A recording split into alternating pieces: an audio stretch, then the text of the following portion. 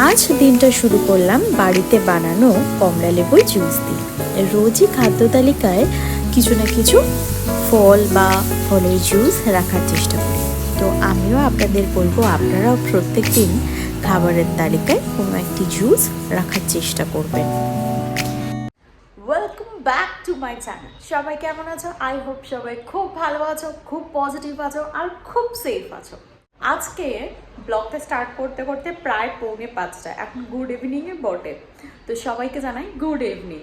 এক কাপ কফির সাথে তোমাদের সঙ্গে ব্লগটা শুরু করলাম। আজকে সকাল থেকে ব্লগটা স্টার্ট করিনি কেন, আমার ফেসের মধ্যে একটা আলাদাই ঝলক খুঁজে পাচ্ছ। হ্যাঁ ইয়েস, কারণ আজকে আমি বাড়ি যাচ্ছি। তো যাই হোক, আজকে বাড়ি যাচ্ছি। যেমন বাড়ি যাওয়ার একটা আনন্দ থাকে, বাড়ি যাওয়ার একটা এক্সাইটমেন্ট থাকে, নিজের কাছের মানুষগুলোকে আবার দেখতে পাওয়ার একটা আনন্দই থাকে, সেটা আমার মুখের মধ্যে বুঝতে পারছো। কিন্তু সঙ্গে থাকে প্রচুর কাজ। মানে তুমি যখন তোমার ফ্লাইট ছেড়ে আর একটা বাড়িতে যাচ্ছ, সঙ্গে জমে থাকে মানে সেই দিনের লটস অফ ওয়ার্ক। সো মানে সারাদিনে সেই কাজগুলো কমপ্লিট করতে করতেই তোমাদের সাথে আর কথা বলা হয়নি। তাই ভাবলাম ওইদিকে কফি চাপিয়ে তোমাদের সাথে ব্লগটা শুরু করি, তারপরে এক কাপ কফি খেতে খেতে মানে তোমাদের সাথে কথা হয়ে যাবে। যাক, ইন্ট্রো তো অনেকক্ষণ দিয়ে ফেললাম, এবার ব্লগটা শুরু করি, চলো। কফি খাবো বলে অলরেডি দুধ গরম করতে দিয়ে দিয়েছি। অ্যাকচুয়ালি 8:30টার সময় বেরাবো আমরা বাড়ি থেকে। আর রাত্রের জন্য আমি অল্প করে একটু তরকারি করে রেখেছি। সো এটা ও খাবে এসে, মানে আমার বর খাবে, আমরা দুজনেই যাব। আর হচ্ছে রাত্রে খাবো বলে দুটো ফ্রিজ থেকে শসা বার করে রেখেছি। আমি আসলে তরকারি খাবো না, আমার জন্য করে রেখেছি আমি ছানা। তো আমি রাত্রে আজকে ছানা খেয়ে চলে যাব, কারণ আমাকে ওভারনাইট জাগতে হবে। তো তাই আমি কিছু স্পাইসি খেতে চাইছি না।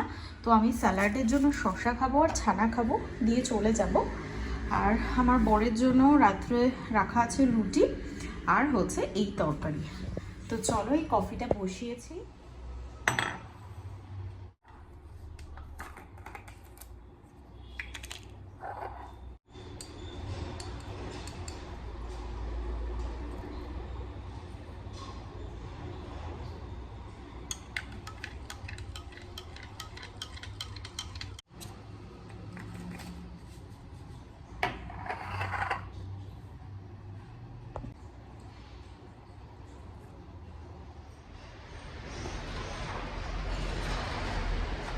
মাঝে ওখান থেকে যে পাখিগুলো যাচ্ছে দেখা যাচ্ছে কিনা জানি না, ওগুলো কিন্তু সব টিয়া পাখি, জানো তো।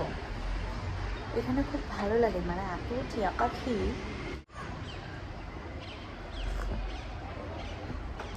সারাদিনে এই তোমাদের সাথে এক কাপ কফি নিয়ে বসলাম।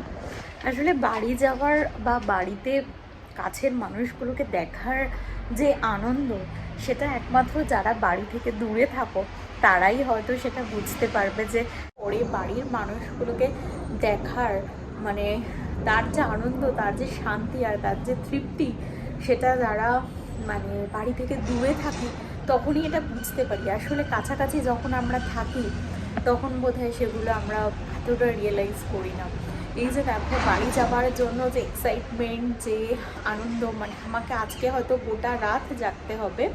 একটু দেখাই তোমাদের, ওই যে দুটো টিয়া পাখি এসে বসেছে, জানি না দেখে কতটা বুঝতে পারছো।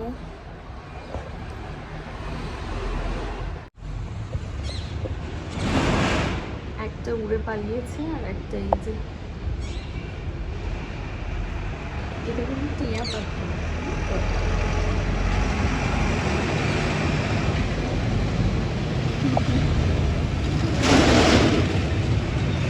তো যেটা বলছিলাম যে মানে যারা আমরা হয়তো বাড়িতে থাকি সে বিষয়টা রিয়েলাইজ করতে পারি না, বাড়ি থেকে যখন দূরে থাকি তখন সে বিষয়টা ভীষণভাবে রিয়েলাইজ করি। তো তোমাদের বলছিলাম না, এখানে এসে আমার বসার মূল কারণটাই হচ্ছে সন্ধেবেলা, মানে সকাল থেকে নানা রকম বাড়ির কাজ টাজ করবার পর যখন এখানে এসে বসি না, মানে বিকেলবেলাটা এত সুন্দর পাখিরা থাকে, মানে তোমার মনটাই ভরে যায়। মানে এটাই আমার মনে হয় যে সারাদিন পরে যখন আমি এক কাপ কফি নিয়ে বসি, মানে এটা দেখতে দেখতেই মানে কফিটা খেতে একটা আলাদা আনন্দ উপভোগ করি।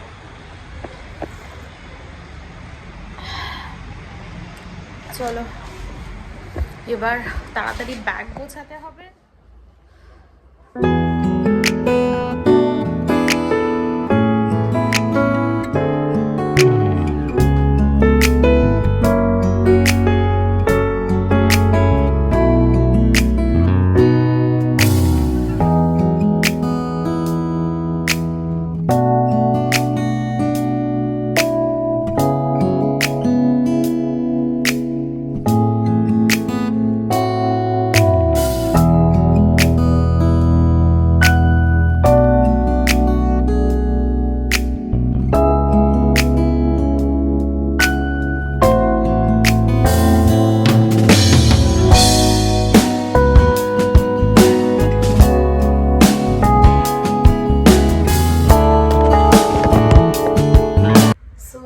এই হলো আমার এয়ারপোর্ট লুকস, আর একদম রেডি আমি।